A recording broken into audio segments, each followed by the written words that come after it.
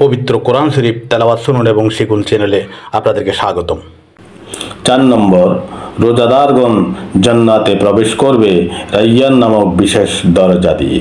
হযরত সাহল ইবনে সাদ রাদিয়াল্লাহু তাআলা আনহু হতে বর্ণিত, নবী করিম সাল্লাল্লাহু আলাইহি সাল্লাম ইরশাদ করেছেন,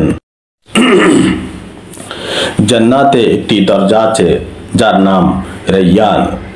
কিয়ামতের দিন এই দরজা দিয়ে কেবল রোজাদার ব্যক্তিরাই প্রবেশ করবে, অন্য কেউ প্রবেশ করতে পারবে না। ঘোষণা করা হবে, কোথায় সেই সৌভাগ্যবান রোজাদারগণ? তখন তারা উঠে দাঁড়াবে, তারা ব্যতীত কেউ এই দরজা দিয়ে প্রবেশ করতে পারবে না। অতঃপর রোজাদারগণ যখন প্রবেশ করবে তখন তা বন্ধ করে দেওয়া হবে, ফলে কেউ ওই দরজা দিয়ে প্রবেশ করতে পারবে না। সহিহ বুখারী হাদিস 1896, সহিহ মুসলিম হাদিস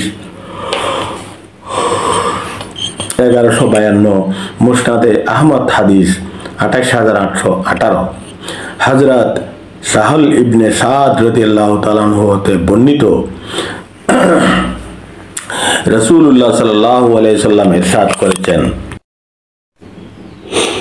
জান্নাতে রোজাদার ব্যক্তিদের জন্য একটি বিশেষ দরজা আছে যার নাম রাইয়ান। রোজাদার ছাড়া অন্য কেউ এই দরজা দিয়ে প্রবেশ করতে পারবে না। যখন সর্বশেষ রোজাদার ব্যক্তি তাতে প্রবেশ করবে তখন সেই দরজা বন্ধ করে দেওয়া হবে। যে ব্যক্তি ওই দরজা দিয়ে প্রবেশ করবে সে জান্নাতের পানীয় পান করবে, আর যে পান করবে সে কখনো পিপাসার্ত হবে না। মুসনাদে আহমদ হাদিস শরীফ নম্বর 22842, সহিহ ইবনে খুজাইমা হাদিস 1902, সুনানে তিরমিজি হাদিস 765, সুনানে নাসাই হাদিস শরীফ 2544। হযরত আবু হুরায়রা রাদিয়াল্লাহু তাআলা আনহু বলেন, রাসূলুল্লাহ সাল্লাল্লাহু আলাইহি সাল্লাম ইরশাদ করেছেন, প্রত্যেক প্রকারের নেক আমলকারীর জন্য জান্নাতে একটি করে বিশেষ দরজা থাকবে। যার যে আমলের প্রতি অধিক অনুরাগ ছিল তাকে সে দরজা দিয়ে আহ্বান করা হবে। রোজাদারদের জন্য একটি বিশেষ দরজা থাকবে যা দিয়ে তাদেরকে ডাকা হবে, তার নাম হবে রাইয়ান। আবু বকর রাদিয়াল্লাহু তাআলা আনহু বলেন, ইয়া রাসূলুল্লাহ সাল্লাল্লাহু আলাইহি সাল্লাম, এমন কেউ কি হবেন যাকে সকল দরজা থেকে আহ্বান করা হবে? তিনি বলেন, রাসূল সাল্লাল্লাহু আলাইহি সাল্লাম বললেন, হ্যাঁ, আমি আশা রাখি তুমিও তাদের একজন হবে। মুসনাদে আহমদ হাদিস 9800, মুসান্নাফে ইবনে আবি শাইবা হাদিস 32628।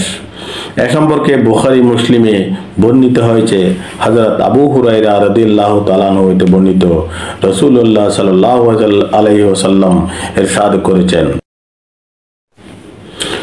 রোজা জাহান্নাম থেকে রক্ষাকারী ঢাল ও দুর্গ। হযরত জাবির রাদিয়াল্লাহু তাআলা আনহু হতে বর্ণিত, রাসূলুল্লাহ সাল্লাল্লাহু আলাইহি সাল্লাম বলেছেন, আমাদের মহান রব ইরশাদ করেছেন, রোজা হলো ঢাল, বান্দা এর দ্বারা নিজেকে জাহান্নামের আগুন থেকে রক্ষা করবে। রোজা আমার জন্য আর আমি এর পুরস্কার দেব। মুসনাদে আহমদ হাদিস শরীফ নম্বর 14669, শুআবুল ঈমান বাইহাকি হাদিস শরীফ নম্বর 3570।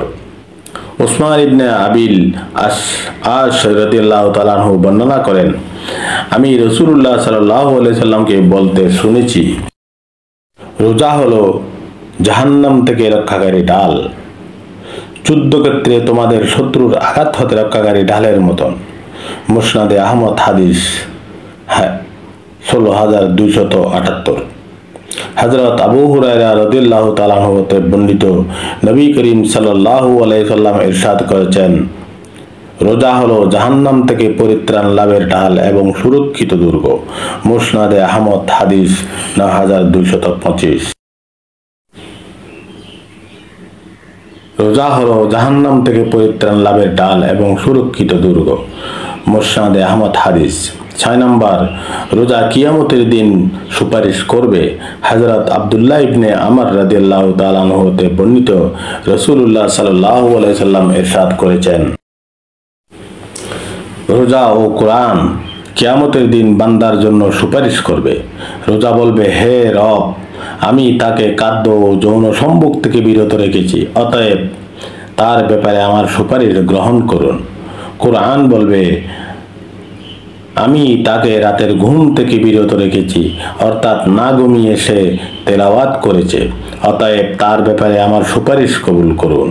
রাসূলুল্লাহ সাল্লাল্লাহু আলাইহি সাল্লাম বলেন, অতঃপর তাদের উভয়ের সুপারিশ গ্রহণ করা হবে। মুসনাদে আহমদ, হাদিস শরীফ নম্বর 6626।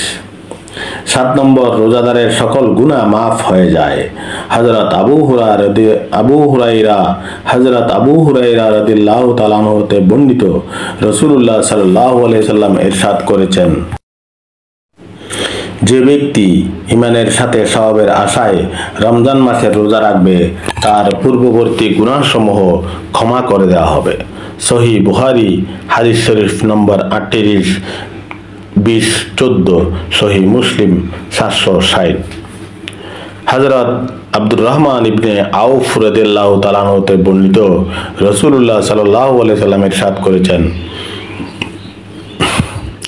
আল্লাহ তাআলা তোমাদের উপর রমজানের রোজা ফরজ করেছেন, আর আমি কিয়ামুল লাইল অর্থাৎ তারাবির নামাজকে সুন্নত করেছি। সুতরাং যে ব্যক্তি ঈমানের সাথে সওয়াবের আশায় রমজানের সিয়াম ও কিয়াম আদায় করবে, সে ওই দিনের মতো নিষ্পাপ হয়ে যাবে যেদিন সে মায়ের গর্ভ থেকে সদ্য ভূমিষ্ঠ হয়েছিল। মুসনাদে আহমদ, হাদিস 1660। 8 নম্বর, রোজা গুনাহের কাফফারা। রোজা গুনাহের কাফফারা হওয়া কোরআনের আয়াতের মাধ্যমে প্রমাণিত। আল্লাহ তাআলা বিভিন্ন প্রকার গুনাহের কাফফারা স্বরূপ রোজার বিধান নাজিল করেছেন, যেমন ইহরাম অবস্থায় অসুস্থতা বা মাথার কষ্টের কারণে মাথা মুন্ডানোর কাফফারা স্বরূপ,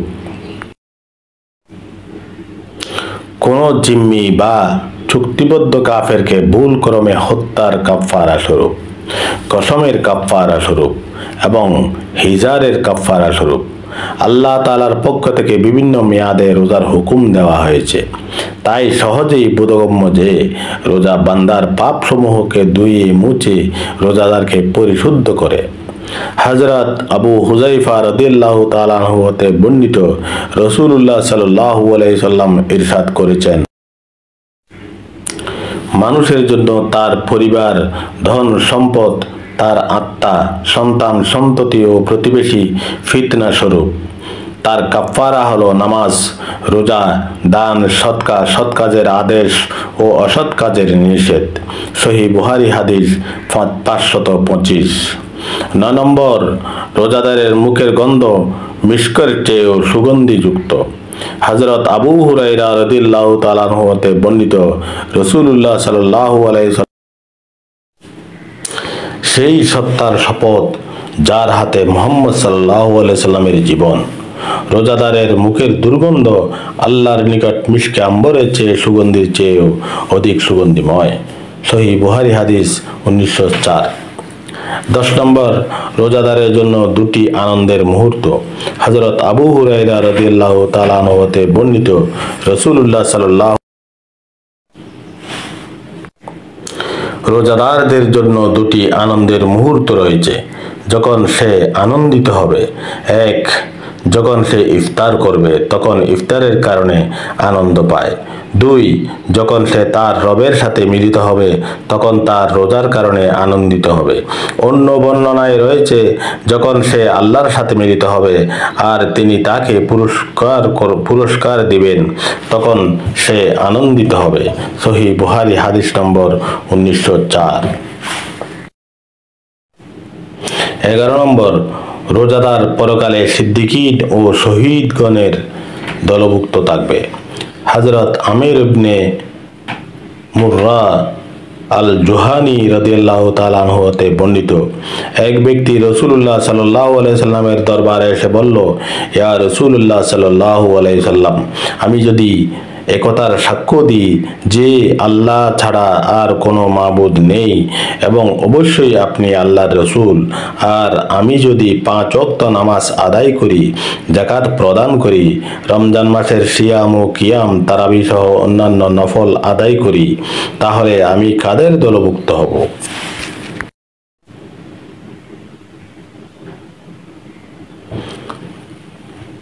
রাসূলুল্লাহ সাল্লাল্লাহু আলাইহি সাল্লাম বললেন, সিদ্দিকিন ও শহীদগণের দলভুক্ত হবে।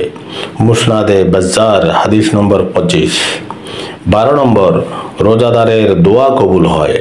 হযরত আব্দুল্লাহ ইবনে আমর রাদিয়াল্লাহু তাআলা আনহু হতে বর্ণিত, রাসূলুল্লাহ সাল্লাল্লাহু আলাইহি সাল্লাম ইরশাদ করেছেন, ইফতারের সময় রোজাদার যখন দোয়া করে তখন তার দোয়া ফিরিয়ে দেওয়া হয় না, অর্থাৎ তার দোয়া কবুল হয়।